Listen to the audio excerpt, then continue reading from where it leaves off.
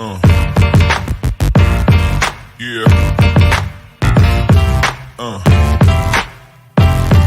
Yeah.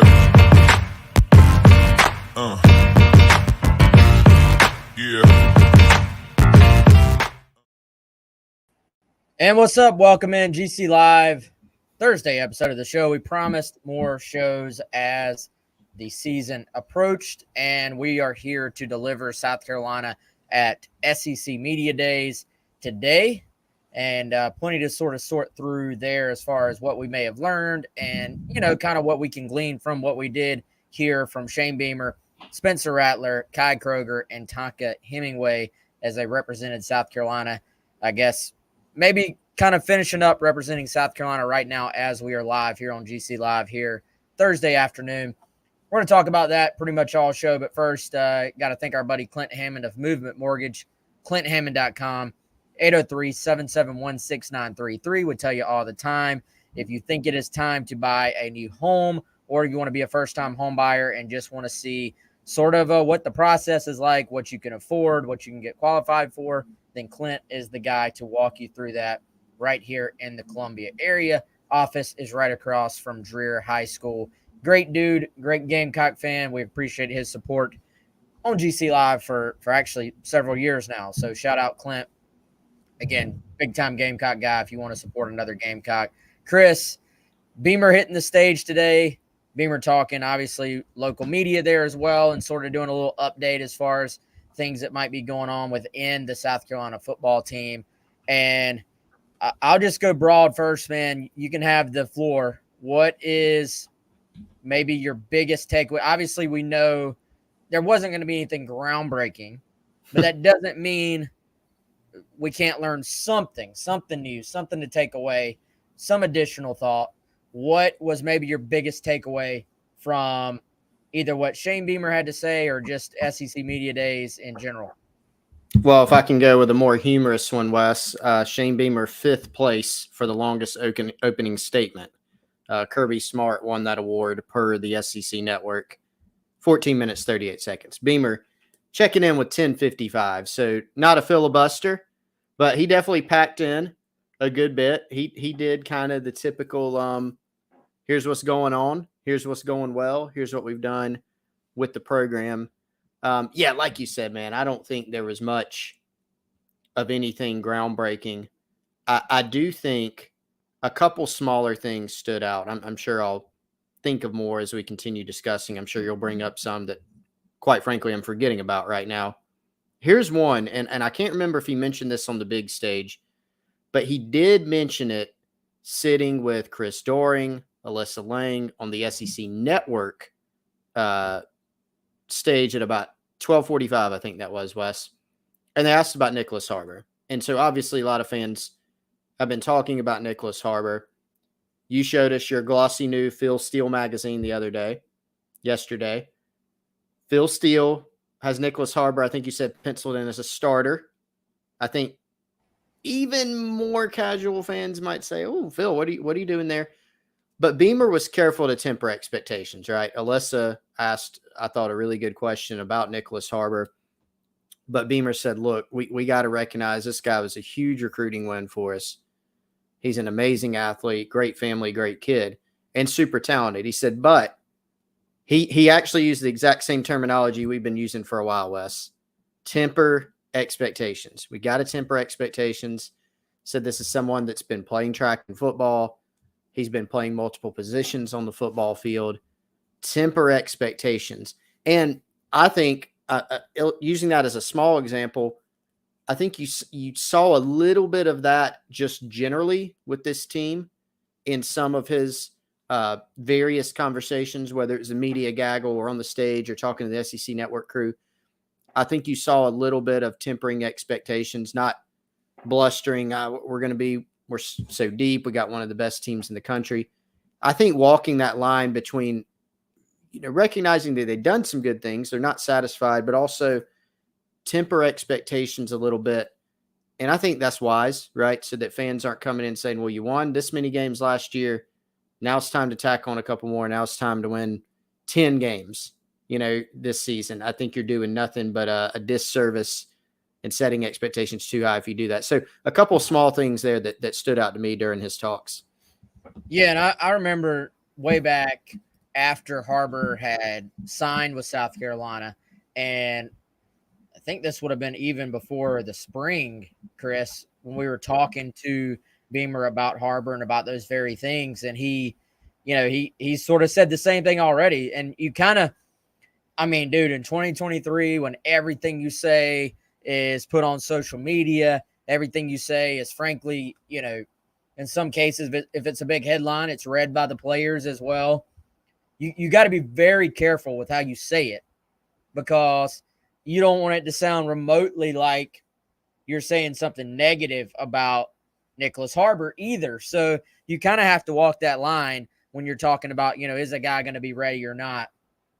I think it's going to be a fascinating storyline to follow, both preseason, into the season, the reaction, like you said, kind of from casual fans who have just heard, hey, they've heard about Nick Harbor probably more than any other guy in the freshman class for South Carolina, at least as a recruit. Once they've arrived, it seems like Lenore Sellers among the class so far is the guy maybe casual fans have sort of picked up on, I guess, and rightfully so. But you're going to see 5 stars, Nick Harbor, biggest recruiting win of the Beamer era so far. People are going to say, all right, why is this guy not on the field? Shouldn't he be starting? You got to give him the football. You got to keep him happy. All these different things. I think it's going to be fascinating to see the response to his snaps. It's going to be fascinating to see how many snaps he gets per game to start the year, and really how South Carolina will use him. I've talked to some people who know far more about football than I do, and the consensus across everybody I've talked to, Chris, has been there is a path to Harbor helping this team this year. Most of them, now they haven't, the ones I've talked to haven't like seen him in the last, month since he's been on campus, but just looking at his skill set, the thought process has been there's a path to find a way for this guy to help, but is it necessarily, hey, just roll him out there as a regular rotational guy in the scheme? Eventually, yes. But for now, I think the path is more situationally, finding things that accentuate his skill set and his positives. Totally agree. I mean, you're not getting. I think one of our subscribers on the Insiders Forum on Gamecock Central put it extremely well the other day. You don't bring in Nick Harbor to run slants, and look, that's going to be in the bag, I'm sure, at some point. But especially early in his development, this is a guy that you use in probably a unique situational way, right? So obviously, one of the things that Spencer Rattler brought up to us when we talked to him on the Garnet Trust Hour West on 107.5 was, or just Garnet Trust interview that we did with him recently. He said, look, seeing him out there running go routes and you can just throw the ball up to him and he's got the crazy, I think he said insane speed where he can go get it. That's the type of thing that you're looking for, right? You're not looking as a true freshman, a guy that big, that fast, and a guy that's still developing as a receiver. You're not looking for him to come in and, be able to run every route in the route tree perfectly. If you can, great, right? But I think you start there. Did you catch this one, Wes? Beamer, and again, I'm mixing up all the different appearances. He said Pete Lembo asked him if he could use Nick Harbor as a kick returner. Now, he was laughing. So I don't know if, the question, and I think this might have been in the SEC network stage at 12:45 as well. Question was, well, that's a guy you could use on special teams too. So Beamer's absolutely. Pete Lembo was asking me, can I use him as a kick returner? And everybody's laughing and yucking it up, but Pete Lembo might be watching that at home being like, I'm serious. I'm going to use him as a kick returner. So we will see on your theory about being able to use him as one. So he didn't give an answer to what he told Pete? I can't remember. I think Beamer was like, I said absolutely, or something like that. But it's hard to tell. Is that like a? I mean, everybody's laughing, chuckling it up, but it Well, was brought up. That's the yeah. first time, other than you. Remember, we had our sit down with Beamer, and you asked him. I haven't heard it come up a lot since then, and it came up today. So that was his answer. Well, it is one of my 3 off-season crusades that I'm on. So I'm happy to have the SEC Network folks. Was it Alyssa? I don't think Alyssa asked that follow up. She asked the original Nick Carver question. I think maybe Doring might have followed up with the special teams angle. Okay, I dig it. I mean, the guy's going to help on special teams in some way. Is he going to be? I think is he going to be back there returning kicks? I mean, Luedecke is pretty dang good in that role himself, so he's going to have to beat somebody out to do it. But I mean, you got the fastest guy, maybe future fastest guy in America potentially, as he continues to grow. The upside to be. So, I mean, I think it's definitely a possibility, but we'll see. That's for another day. Will definitely be the biggest kickoff returner you've probably ever seen, I would think. I remember when you first posited this theory, I went on an internet rabbit hole trying to find like 6'5" kick returners. And there were a few. I couldn't give you any off the top of my head now because that was early in the year. Apparently there have been a few here and there. I don't know if there's many guys that look and run like Nick Carver returning kicks though.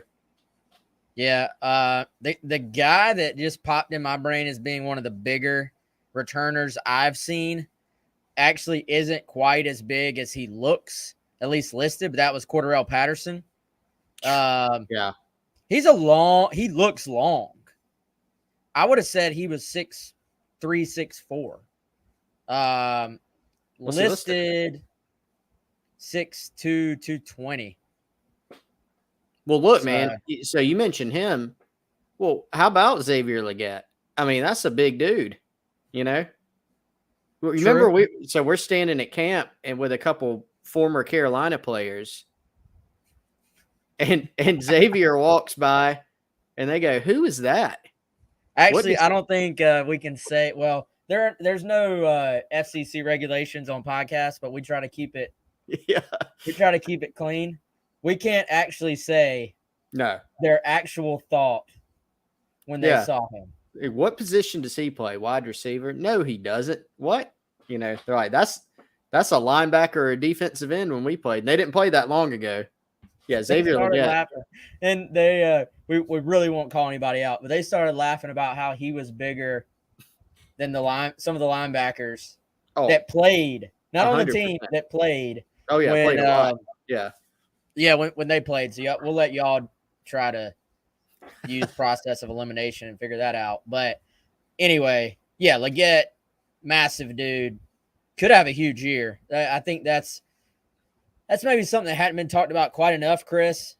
We always see a couple of guys who, are seniors or upperclassmen of some type that have just been around for a while and just take that next step up.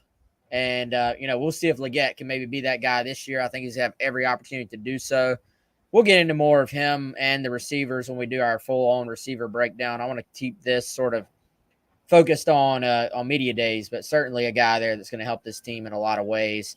I thought, Chris, maybe my biggest takeaway, or one of my biggest takeaways, Beamer still, and I did talk about this on 107.5 today, Beamer still has not really talked specifics about left tackle. And you can tell this is probably one of my things I'm a little bit stuck on, but I've been a little bit surprised that he hasn't, like, I feel like when he does that, it's by choice. Like, there's a reason. He will rattle off names at other spots. He's not, I heard somebody ask him about running backs, and he rattled off, we got DK Joyner, we got Juju McDowell, we got Mario Anderson, very, just interesting to me. He didn't rattle off some names at left tackle. No, he didn't. And you can kind of, whether it's what we know or kind of process of elimination, you can kind of deduce, at least who some of the guys are, right? But based on what we've seen, we know Jalen Nichols is not going to be in the mix for most likely a long time, if not the whole season. So you do have Ja'Kai Moore there. You've got Casey Henry there, who missed the spring. Ja'Kai Moore missed portions of the spring too for a couple various reasons. But Casey Henry set out with the knee injury. All indications are he's going to be fine and back for preseason. I think he'll get a strong look. We know Marquis Anderson's going to play. Beamer said that more than once. And left tackle is a spot he could play. He might be needed at guard too. We'll see, but he's capable of it. Sidney Fugar, the transfer, Western Illinois. Is he ready year one? We're going to find out, possibly, right? So you can kind of see some of the guys that are in the mix there, but I do get the sense, Wes, that there's certainly some uncertainty at that position. And I realize that was kind of a contradictory statement I just made. Certainly some uncertainty, but we know some of the guys. Am I missing somebody that might be in the mix at that position? I mean, Vershawn Lee he started his career as a left tackle, right? But there's really not any indications he's moving back out there. He seems to be an inside guy all the way. I feel like, we probably would have heard some type of rumbling about that possibility. Not 100%, but we probably would have. And, dude, he and Gargiulo are just going to be so needed inside, whether it's, center or left guard, however that shakes out. Those guys are going to be needed inside. So I just can't see that happening. If you absolutely got to a point where you had to make a move like that, could you do it? Of course, but I don't think that's the most likely scenario, me personally. So did you mention Jackson Hughes? No, did not mention Jackson Hughes, but that'd be the preferred walk-on that Carolina brought in. He's a guy that could get a look. Yeah, now from my understanding, like I'm not expecting him to come in and push for the starting spot at that spot, but I do think that was a resourceful pickup in terms of getting a guy who has experience and, as a walk-on, like let's call it what it is. He's a walk-on. So anytime you can add a guy like that to your roster without spending a scholarship is resourceful. It's smart. I think, from what I've heard, he is there to provide depth. But the thing about providing depth is there are scenarios where you may get to that point where, he has to go play. So, I think as far as filling out that depth chart, he's another guy there I've heard is worth mentioning that, looks the part physically, has some athleticism to him, and has some upside. They like his upside because he actually was a defensive lineman up until the last couple of years. So is still kind of learning that offensive line position. So again, to be clear, I don't think he's going to be coming in here pushing to start. If there's another injury or two, though, I think he quickly becomes, a guy that's in that conversation. So that's something we'll be tracking. That's a storyline. Certainly left tackle, and then to a lesser extent, I think right tackle. Can Casey Henry push for that spot and, make a move there? We shall see, but I think that's a possibility as well. Beamer also, Chris, non-committal on Lenora Sellers, making an impact this year. Also very complimentary of Lenora Sellers. You could tell he steered the conversation back to their quarterback room as a whole. As always, he's very cognizant of what's being said out there. I think some fans were much too harsh on Luke Doty's spring game performance, considering that there were people in his face pretty much every time he dropped back. So Beamer made it a point, hey, don't forget about Luke Doty. I think Luke Doty is the clear backup. Is there still an opportunity here for a 240-plus pound Lenora Sellers to have a role in a change of pace on this team? I think absolutely. But Beamer, of course, kind of sounded like he was kind of playing that headline close to the vest, didn't really want to go there. Yeah, and it makes sense, right? I think there are a lot of reasons for that. There could be a little strategy there, Wes, of just kind of not wanting to show him. I mean, Beamer might not get up at SEC Media Days and say, I I was thinking we probably play Norris in a Tim Tebow type of role. Third downs, we'll probably use him a lot. I don't know if you could expect that from any SEC head coach or any college football coach in general. Not sure they're going to show that in the preseason. But I'd also totally agree with what you said, of just being cognizant publicly of what you say in the room. Beamer is typically doing that. Just the way that he's built the program with what he says, you can tell he's not a guy that's going to spend too much time on individuals. He's certainly going to praise individuals when it's warranted, but he likes to take it back to the team.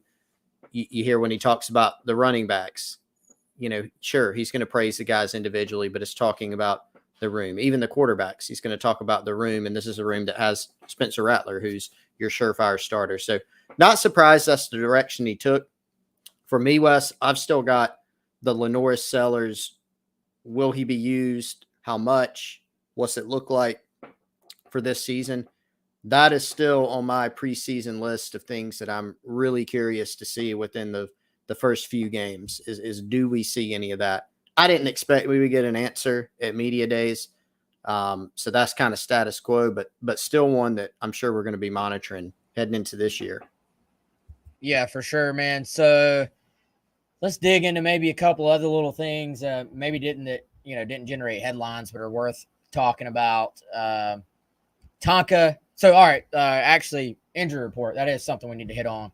Beamer saying there are a couple of guys that may be a little bit slowed to start camp, those being Mo Kaba, Jordan Strong, and obviously those are the two guys who were dealing with recovery from the most serious injuries last year. 5 guys missed the spring, being, of course, those two, then David Spalding and Tonka Hemingway and Kason Henry. So basically, those 3 guys I mentioned expected to be back full go. Then Strong and Kaba expect to be full go by game 1. They are possibly going to be a little bit limited to start camp. We talked about already, Jalen Nichols out for at least part of the year, potentially all the year. But, Chris, Tonka did say that he's been doing, make sure I got this right, Colin. By the way, so Colin Taylor, Mike Uva, Jack Veltri, all 3 down there doing a fantastic job. Shout out to them for doing the on-the-ground reporting. And so according to Colin, Tonka said he is doing most of the runs and workouts during the summer as he comes back from his off-season procedure. Said the plan is for him to be out there during fall camp. So Tonka, all indications, he'll be good to go.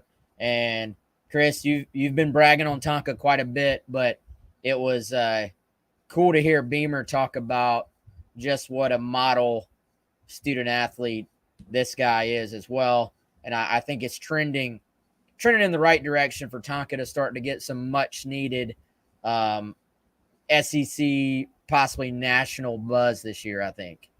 Yeah, if you could have a team full of Tonkas, you'd be doing well for sure in terms of the talent level, but also the kind of guy he is. Super unselfish. And I think one of his answers today illustrated that, right? He was asked, hey, you're going to play inside, you're going to play outside. It's kind of, hey, it doesn't matter. I don't know. Doesn't matter wherever the team needs me. And this is a guy that plays special teams and plays a huge role there. Does a great job, whether it's just straight up special teams play or obviously being an asset on some fakes. We heard more today, Wes, by the way. Pete Lembo is in the lab working on more fakes. So that's always an interesting thing game by game to see what they've got in the bag there. But Tonka's a really good one. I think I've been saying it a lot lately, like you said, most impactful, I think, defensive lineman on the team last year. And I expect that to be the case this year as well. A couple, Wes, before I forget this, by the way. So what's in some of the D-line talk, Beamer was asked about D-line, the run game. I want to make sure I fit this in. There are a couple guys on the team that I feel like on defense, their presence on this roster this season may be going under the radar a little bit. I think one of them is on the D-line, Nick Barrett, and he was one that Beamer pointed out today. Interior of the line, he pointed out Boogie Huntley. He pointed out Nick Barrett. He pointed out TJ Sanders. Barrett is a big tree trunk physical guy, hard to move. And we've seen him play in some shorter yardage type situations. Do we see him play more this year, especially given South Carolina's need to be more stout against the run, gap control? Maybe so. So a lot of defense Sanders has talked about, Tonka's talked about, Boogie's talked about. I think it's time we throw Nick Barrett in there. And then David Spalding, who you were talking about on the injury report, he's kind of the forgotten man too. A lot of talk about the two corners that'll be taking over. Nicky Manwari, DQ Smith, rightfully so. I think David Spalding's a guy that, with his size, if he's healthy, his ability to play multiple spots, he's kind of an undervalued guy as well. So with Spalding, the injuries really have just been what have slowed him his entire career so far, at least once he's gotten to South Carolina. Easy to forget, he started his career at Georgia Southern and was a transfer guy, but he's been here a while, has been in the mix, has been in the rotation, but just has dealt with nagging injuries along the way. So I was trying to start to put together a depth chart projection we always do them after spring. We do them pre-spring. We do them pre-fall. For pre-fall, in this case, obviously, preseason. What are the chances that we already know the top 5 in the secondary, and it's just as simple as O.D. Fortune, Marcellus Dahl at corner, Nicky Manwari, DQ Smith at safety? DQ played a ton of nickel last year. It does seem like he's played a lot more safety during the offseason. So, and they've rotated other guys in at nickel. Is Spalding your nickel? Is it as simple as that? The Spalding's your nickel and the other guys have to fill in the blanks? It's probably as simple as that's your best 5. Honestly, your bigger question may be, is it DQ or Spalding playing safety or nickel? Like which one plays which? And that could be game to game, even situation to situation. Like you said, we saw DQ bounce back and forth a good bit. Spalding's first year, he and Carlin Splatel platooned at nickel. And then Spalding last year, remember, he came back. I think he was coming off of injury, right, to go play in the Kentucky game. He's coming off injury, makes a huge play. First defensive play of the game, causes a turnover. And then not long after that, he's back out again, unfortunately. So, yeah, I think if he's healthy, I don't want to, swear to it, but I think that's your most likely scenario. It makes a lot of sense. Yeah. JD is saying Spalding might have to play corner a lot. See, I don't know that he's ever played. He's never played corner in a game at South Carolina. Haven't heard him as far as being in the mix at corner. They are going to have to solve their depth at corner. I was like sort of jotting it out. They actually are in a really good place at safety / nickel. I think you kind of combine those two. Like the skill sets are so similar. They're not the same position, but even in recruiting, when we hear this all the time. Oh, we're recruiting that guy as a safety / nickel. The skill sets are similar enough that the body types, you can kind of throw them all into one group. They're actually in phenomenal shape there when you start to add in, a guy like Jalen Kilgore, who I think can play, Peyton Williams. We need to check on his, he was banged up at the end of the spring. We need to check on his status. But Keenan Nelson. Kwan Banks can play all over as a sort of reserve guy. The super wild card of the bunch would be D'Angelo Gibbs. Does he push into the mix at some point? He was working with the twos in the spring, again, with some guys being out. So, they're in phenomenal shape at those two spots. I think it's just more a matter of what happens at corner, what happens, at that 2 line, basically, the backups at corner. And what a welcome sight that is, right? How many years have we written and said safety's a big concern, and not to say South Carolina's got it figured out or completely made there. There are some improvements that can stand to happen, but you're finally going into this year feeling like you've got 2 starters, or at least 2 starters, because you've got a couple guys that could start at safety or nickel. You've got a couple young starters who can get better than we saw last year. And you have a couple guys behind them possibly that can step in and play. So this is the first time in a while. This is the best you felt, I think, about the safety position. So Gamecocks have done a good job of recruiting some guys, developing some guys there to be able to plug in. There are question marks on this team, but again, one of the first times in a while that safety is not chief among those. That there was at least 1 year, Wes, where we were kind of previewing things in the preseason, and safety's like number one. It's like your number one concern, you know. And I think one of those years that was probably the year that Jalen Foster was an All-American, you know. But that kind of came out of nowhere in some regards. But I do remember, like, what are the biggest issues on this team? And you're like, safety. We really just don't know who's going to play it, and that's not the case anymore. Well, I mean, dude, this show we always say we are Pete Limbo stands. We are also Torian Gray stand. I mean, oh yeah, the job. I mean, this time last year we were wondering which walk-ons were going to be the backup safeties at one point, and yes, you have got, you know, Torian Gray basically. I'm trying to think of the best way to say it. He basically smashed DQ Smith into the class at the very end. He was like, there's going to be room because I'm taking him. Yeah. And is the way it felt. And that ended up being a phenomenal take, obviously, for South Carolina, taking the local quarterback turned DB who is now one of your proven experienced starters going into year 2. So, you know, that position has been completely flipped. So they'll figure out. Corner's not a great spot right now, overall depth. They'll figure it out. You know, I think they'll be fine. Jackson asking about Emory Floyd, asking is he a boundary guy? It doesn't seem like they, Chris, you correct me if I'm wrong, man. It doesn't seem like they are near as boundary field based as they once were. Maybe they are, and they just don't talk about it.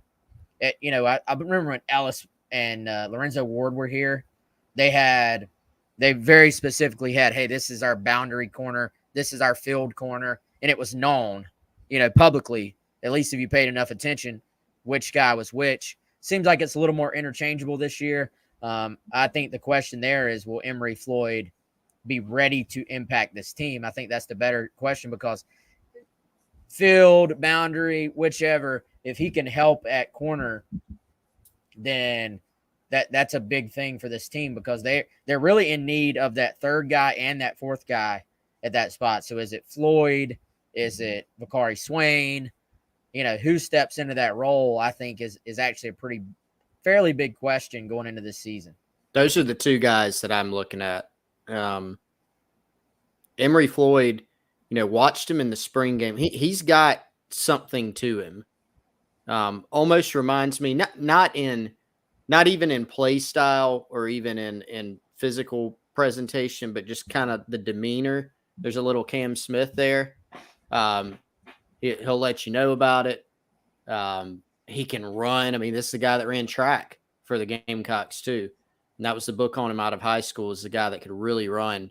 So I think there's some traits to like about Emory Floyd. It's like you said, can he take the next step? I think physically he's certainly got a chance. Carolina really liked him out of high school, so that's one to watch.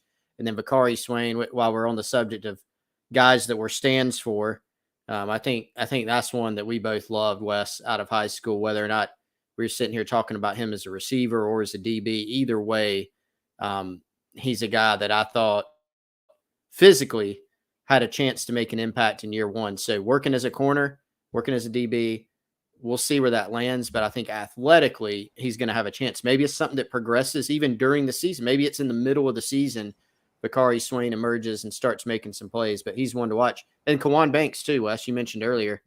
He could certainly factor in there at corner or nickel or safety, wherever in the secondary. Yeah, and Torian Gray, he's going to keep pushing those guys, man. We know that. If they work hard, if they do as asked, he will develop them. He has proved that time and time again with a lot of these guys. Chris, you recently got a chance to sit down with my friend Larry at Liberty Tax. He got you set up. Y'all are getting ahead. You are probably more than most Americans, way ahead on your taxes for next year. But if you're behind on your taxes or you want to get ahead on your taxes, hit up our friend Larry at one of the very convenient locations of Liberty Tax here in the Columbia area, 803-462-5576. But you said it was a very thorough, very smooth process for you. It was awesome. And for those of you watching the stream, you see the graphic there, the taxiety, the chewing on the pencil. I have none of that. My pencil's clean. It's good to go. And I have zero taxiety. I met with Larry. They do an awesome job there. And I'll tell you what, Wes, sometimes you go to places and you meet with somebody and they don't really follow up with you. They don't call you back. Larry immediately, I mean, we got home later that afternoon and he's contacting us, following up on some stuff. Great communication. They do an outstanding job there. So definitely hit up Larry, the team at Liberty Tax. They'll do you right. No taxiety. Get ahead. Get ahead. No taxiety. Hopefully for Gamecock fans, South Carolina will be getting ahead quite a bit this season. Beamer, of course, as we suspected, asked about Dow Loggins' offense today. Nothing new. He talked about how he's known Dow for a while.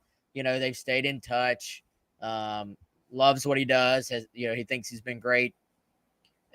Unfortunately, Chris, he did not turn around and start drawing up plays on the board behind him. I was really hoping we might get a couple of little X's and O's of what to expect. We didn't get that this time. By the way, actually, before we get off of the Emory Floyd subject, I remembered this was in his updated bio on the new media guide, Chris. So Emory, 6'1", 181, and he posts his season best for this year. He was doing all these events in track while also going through spring practice, which I think is impressive in its own right.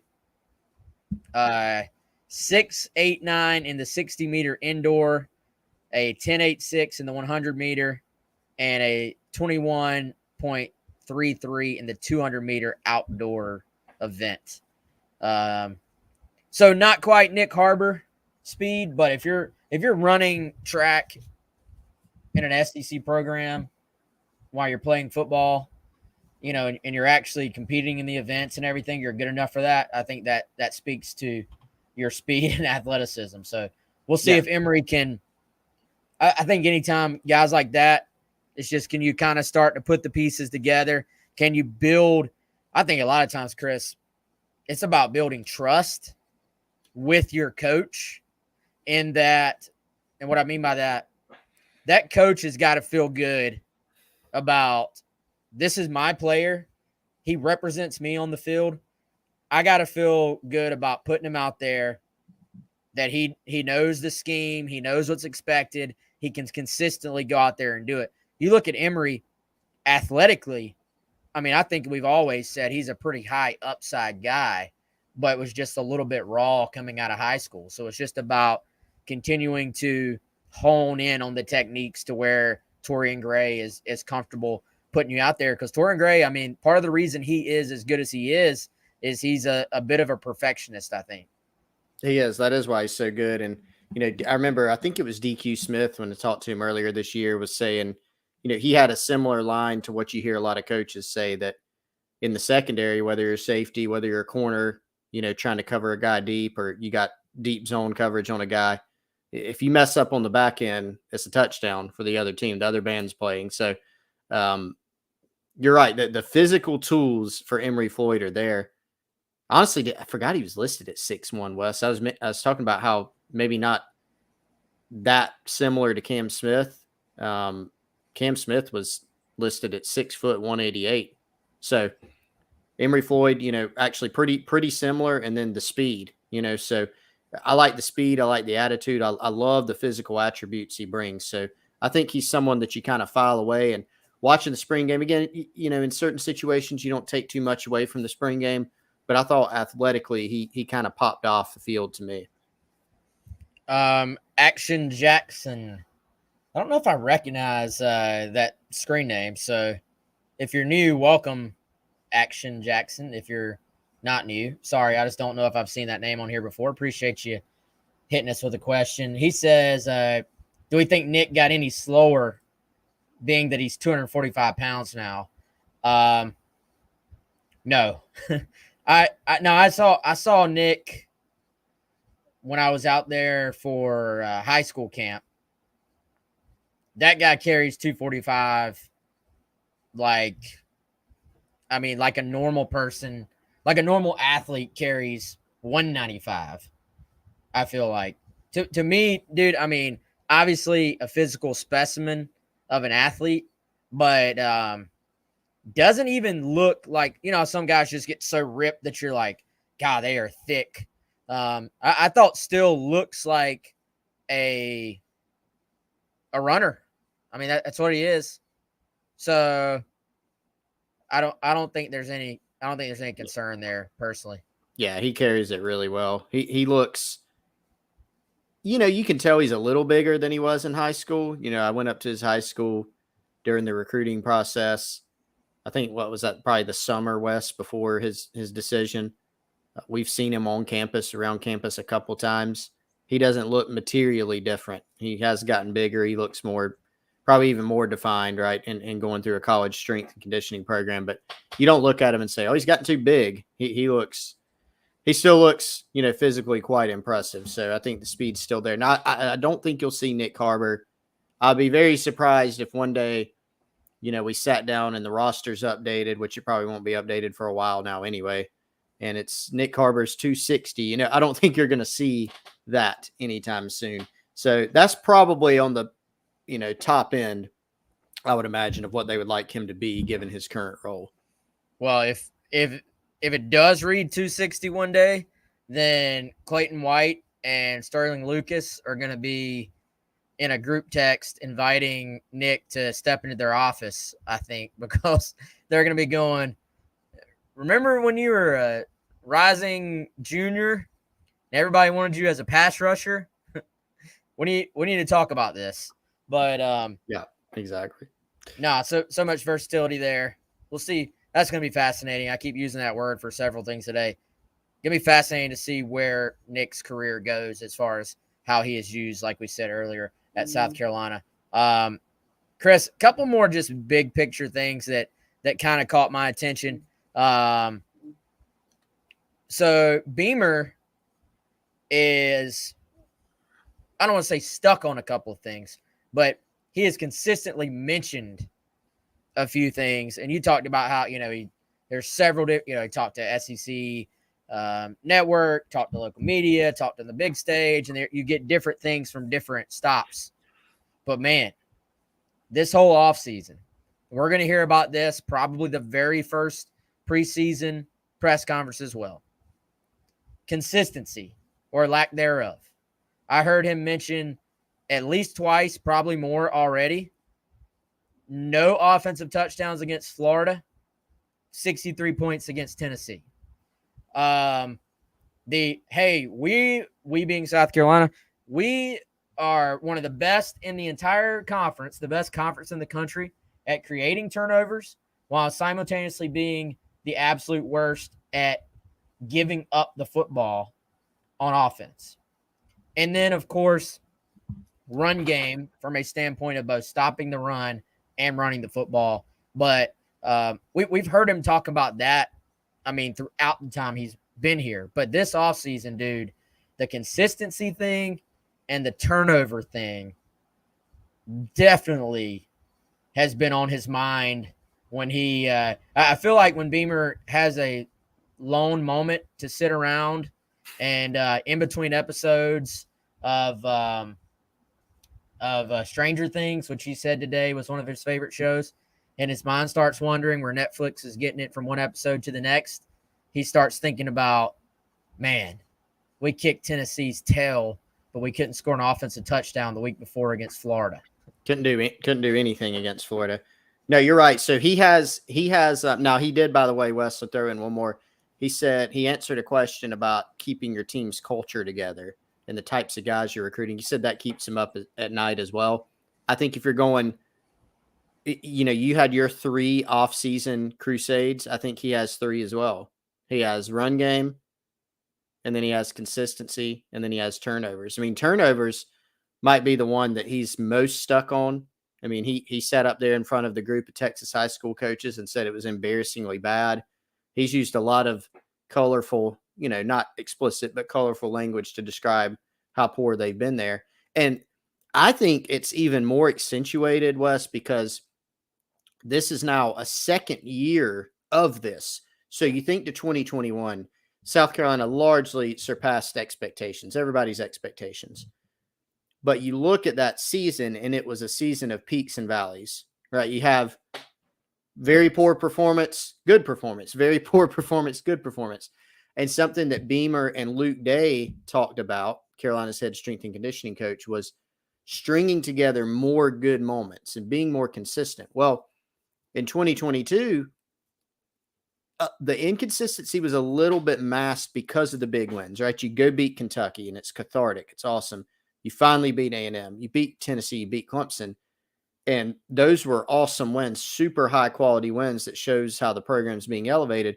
But then you did have the other side of that, right? You had the laid egg against Missouri at home. You had the Florida game.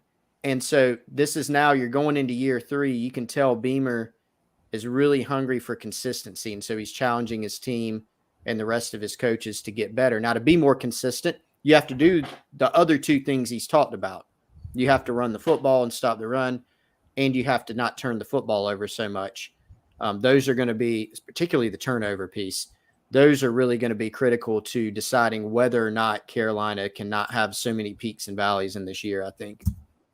And you're sitting there, man. Some programs, it's more like, it's not boring, but it's almost like, all right, they beat the teams they're supposed to beat. They lose to the teams that they're supposed to lose to. And it's just kind of ho-hum.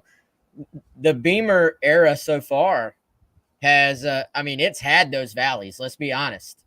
But it has had some peaks too, man. Even in year 1, it was on obviously beating Tennessee, beating Clemson was on a different level, different scale. But even in year 1, coming out of nowhere to beat Florida, beating Auburn at home in a tight football game, then really dominating UNC in the bowl game. I mean, again, to different scales, but both seasons have featured a South Carolina team that has had early struggles and then has had, let's be honest, some naysayers, a lot of negativity around the program, adversity, and then we said at the time they just kept pulling in the right direction. So if you're Beamer, you're sitting there saying, man, when it's going good, we've shown we can beat some big teams and create some wins that build momentum.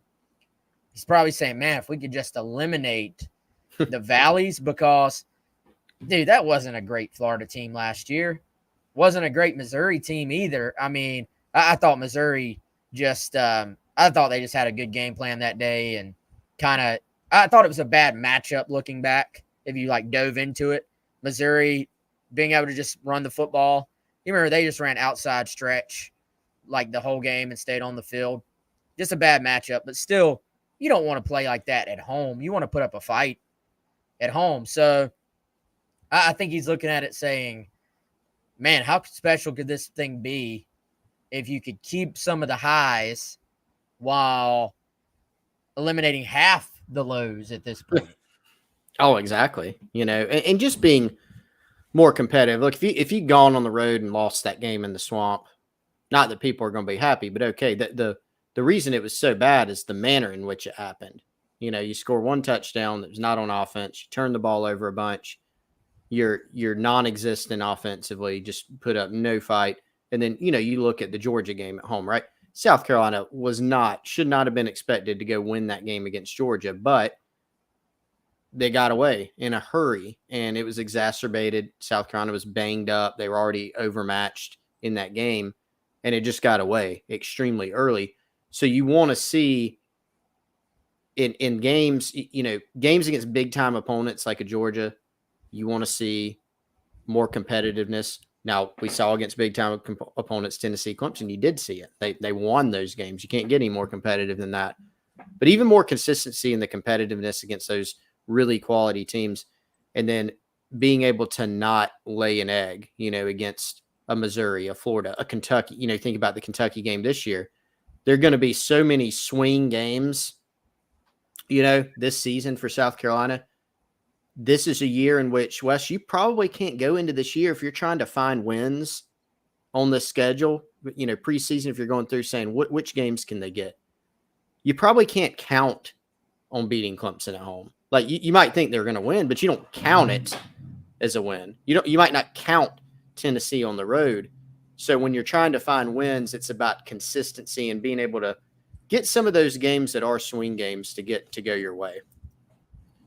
Chris, everybody that's on video can see it on the screen now, but we took note of Rattler talking about Elijah Caldwell a bit in our interview with him last week, and that continued on the SEC Media Day stage as well. We talked a little bit about the receivers earlier in the show, but I think that, and I've written this, I think Elijah is the guy that people are going to be talking about throughout camp when players are asked, hey, who's the newcomer that's caught your attention? Who's the guy that's sort of stepped up? It seems like Caldwell has already caught the attention of teammates and staff. He's probably the sort of maybe this year's DQ Smith, this year's Juju McDowell, the guy that's maybe not 4 or 5 star, but is going to have a chance to help this team in 2023. Yeah, man, it's, late addition to the roster, an in-state guy. And I think, my thoughts on him are similar to what we were saying out of high school, Wes. This is not a player maybe that's super flashy. He's not 6'5". He doesn't have the Nick Harbor speed, but he was just super productive in Northwestern. And, watching him at the Shrine Bowl, I mean, this kid is just a savvy player, I think is probably a really good word. He reminds me of one of those kids that maybe in past years, maybe he gets away and goes to a smaller school, and then you're sitting there going, why didn't Carolina recruit this guy? He kind of fits that mold for me. So fortunately for the Gamecocks, they recruited him and added him late to the class, and I think it looks like a really good get. I think this is important, Wes. This is a senior-laden and experience-laden receiver core, and so you need – number one, you needed another guy or two to come in and play, even in the rotation possibly, but you also needed to start getting the next crop ready by putting them in the rotation for the future. So I think Elijah Caldwell fits that mold. Yeah, and we'll dive into receiver in our receiver breakdown too, but later on heading into the season. But I think probably a case to be made that you're going to need another transfer going into next year. So that'll be something to keep an eye on for 2024. But we got plenty of ball to play between now and then. Beamer was fielding, Chris. He was fielding the Oklahoma to the SEC questions today. And he's like, I mean, guys, we got – he answered, but it's like we got a full year, a full slate of football between now and then. I don't think a trip to Norman is necessarily on the top 1,000 things that Shane Beamer and company are thinking about right now. Nobody's sitting around thinking about Oklahoma. Yeah. So, all right, man. I think that's it for now. Hopefully, we covered a lot of ground. We're actually, so scheduling note, I will have it'll be like one of those shorter non-live videos, but Kendall Smith and I will have a sort of broken down quick hitter takeaways from media days video on Friday afternoon. So we'll have that. And then on a Monday afternoon, I don't think we have anything else that will keep us from being here.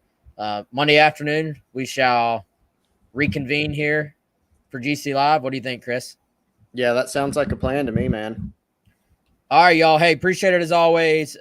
Next time we'll be on the air in some way. We'll be 107.5 The Game. Tomorrow, we'll have actually plenty. 9 a.m. to noon, we're going to be at Firehouse in Casey. So if you're in the area, you want to come by and grab lunch, come say what's up. But anyway, for Chris, I'm Wes. See y'all soon.